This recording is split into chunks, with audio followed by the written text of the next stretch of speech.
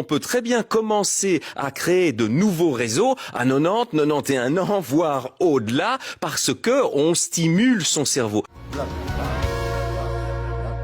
Vous allez nous expliquer comment on peut entraîner notre cerveau pour qu'il reste jeune. J'imagine qu'il y en a beaucoup qui sont intéressés de vos explications ce soir. Oui, absolument. Et il y a un certain nombre de principes qu'il faut retenir, c'est pas très compliqué.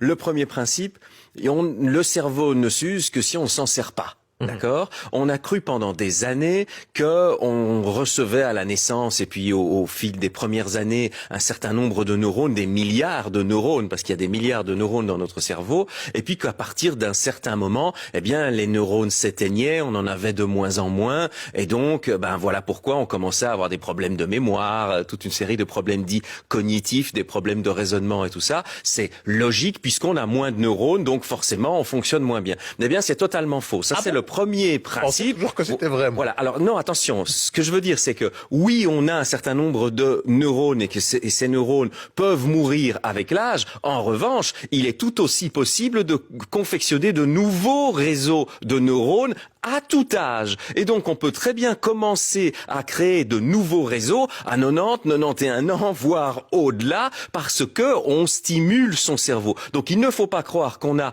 un certain nombre au départ et puis qu'à la fin, on est condamné à en avoir de moins en moins. Ça n'est pas vrai. Le premier principe, le cerveau ne s'use que si on s'en sert pas. Ça veut dire que si on s'en sert, eh bien, on peut le maintenir jeune. Premier principe. Le deuxième principe, c'est qu'on peut le maintenir jeune en le stimulant de plein de manières différentes. On peut avoir des interactions sociales. C'est très important d'avoir des interactions sociales. Il est très important de faire, on va dire, du sport cérébral, des mots croisés ou autre. Mais pas que ça. On peut apprendre un nouveau langage, par exemple. On peut apprendre à jouer au Rubik's Cube et autres. Mais attention, on oublie souvent, et c'est ça le deuxième principe, l'activité physique. Quand on fait une activité physique, on stimule énormément la fabrication de nouveaux réseaux neuronaux. Donc ça, c'est le deuxième principe. Attention, ne surtout pas négliger l'activité physique, elle est primordial. Et puis le troisième principe, il est très simple, il est de se poser la question à partir du moment où on sait que c'est l'activité physique, pas forcément le sport de haut niveau bien sûr, mais que l'activité physique permet de stimuler le cerveau, quel type d'activités physiques sont-elles les plus favorables par rapport à cet événement-là ? Eh bien, il y a eu des recherches qui ont été réalisées en Allemagne à ce propos.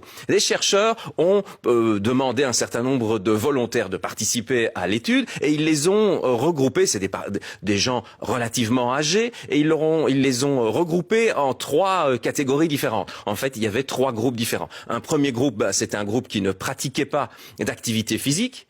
Le deuxième groupe était un groupe à qui on demandait de pratiquer des activités physiques qui les rendaient de plus en plus experts dans une certaine discipline. Par exemple, la marche nordique ou par exemple le vélo. Eh bien, ils devaient faire régulièrement cette discipline-là pour devenir des experts de cette discipline-là particulièrement. Et puis le troisième groupe, c'était des gens qui faisaient de la danse. L'activité physique, c'était de la danse. Mais la différence par rapport au groupe numéro 2, c'est que pour la danse, eh bien, il s'agissait toutes les semaines ou toutes les 2 semaines de changer de danse. Donc de faire un apprentissage d'une nouvelle danse. Une semaine, c'était le jazz. Une deuxième semaine, c'était peut-être le quick step. Et puis il va y avoir le tango et puis la valse. Donc à chaque fois, des apprentissages différents. Et puis donc, bien évidemment, qu'est-ce qu'ils ont fait? Ils ont demandé à ces différents groupes de participer à des activités pour mesurer leur capacité cognitive, leur mémoire, leur capacité de raisonnement. Bien évidemment, on a constaté que ceux qui ne faisaient pas d'activité physique étaient très en dessous des deux autres. Et parmi les deux autres groupes, à votre avis, quel était le groupe qui fonctionnait le mieux? Ceux qui variaient